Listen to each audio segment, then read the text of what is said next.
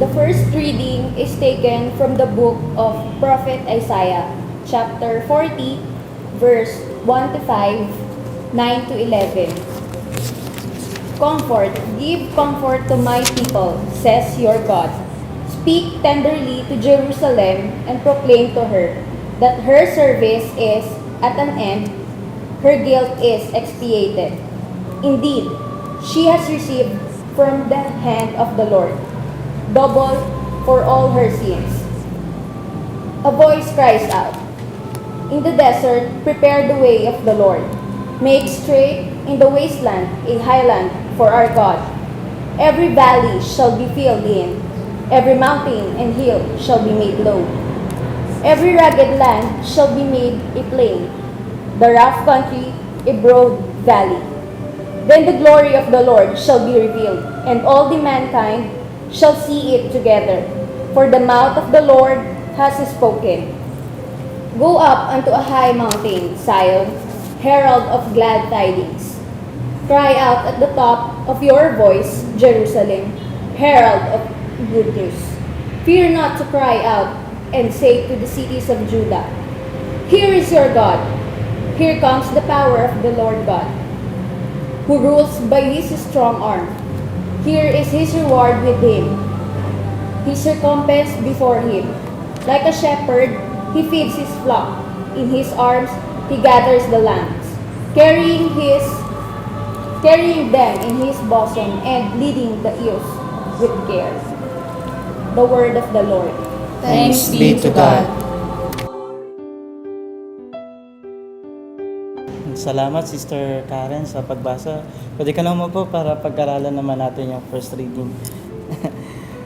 Sa verse 1, Sister Karen, sino daw yung aalawin, sabi ng Panginoon? Sabi ng Diyos. Aliwin ninyo ang aking bayan, yun ang sabi ng Diyos. At ano daw yung dapat nating, ano daw ang ibabalita sa Jerusalem? Sa verse 2, Sister Michelle. Inyong ibalita sa mga taga-Jerusalem, tapos na ang kanilang pagdurusa, sapagkat nabayaran na nila ng lubos ang kasalanan ginawa nila sa akin. Kabayad nila Oh, sa bakit? bayan. Oo nga eh. Sa verse 3, Sister Melody, ano daw yung sinisigaw ng isang tinig dun sa desert? Sinisigaw ng isang tinig, ihanda ninyo ang daraanan ni Yahweh sa ilang. Gumawa kayo ng matuwid na landas na kanyang lalakaran sa ilang. Sister Tina, sa verse 4 naman tayo, ano daw yung gagawin dun sa libis? Tambakan ng mga libis. Papapatagin yung mga burol at bundok, saka pantayin yung mga baku-bakong daan. So pagagandahin pala. Oo, pagagandahin. Oo, parang nangyayari ngayon, pinapaganda yung mga kalsada. At ano daw yung mahayag sa kaluwalhatian ni Yahweh sa verse 5, Sister Karen? Mahahayag ang kaluwalhatian ni Yahweh at makikita ito ng lahat ng tao. At sino daw nagsabi talaga nito?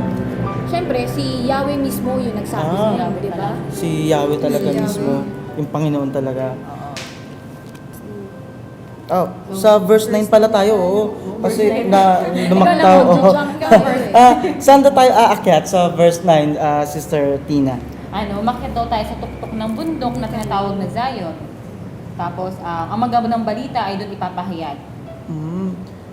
At sabi ni dito, sumigaw ka at huwag matakot.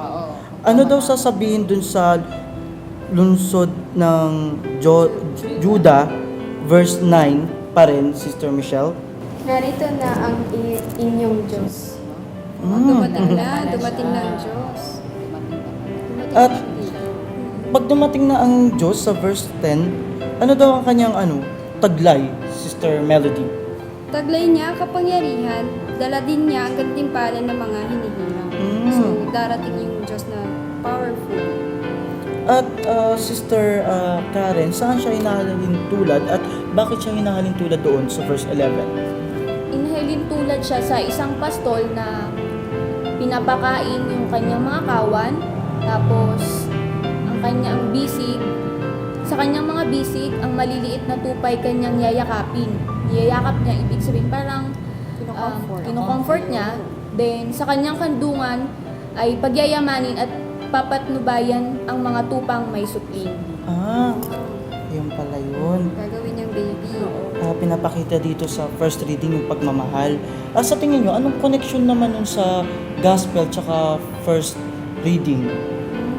Sinong may alam Sige, sa'yo? ako na lang. Sige, Sister Tina. Yung nakita kong connection ng dalawang pagbasa is that doon sa gospel, di ba si Saint John or si Juan na tagapagbautismo, inihanda niya yung lugar na daraanan ni Jesus. Na kung saan siya yung mag-prepare yung lahat ng daraanan niya. So, papatagin niya, prepare niya lahat. So, nakita ko yung connection niya. Parang ganun din dun kay Isaias na si Isaias, siya yung naatasan na siya yung mag-prepare ng lalakaran ni Yahweh. Na, doon pa nga sinabi na papantayin yung mga bakong daan, tapos papatagin yung burol at bundok. At doon sa dalawang pagbasa na yun, yung makikita natin connection yung mahayag yung kaluwalhatian ng dalawa. Sa gospel, si Jesus Christ, tapos sa first reading kay Yahweh. More on preparation Oo. pala talaga.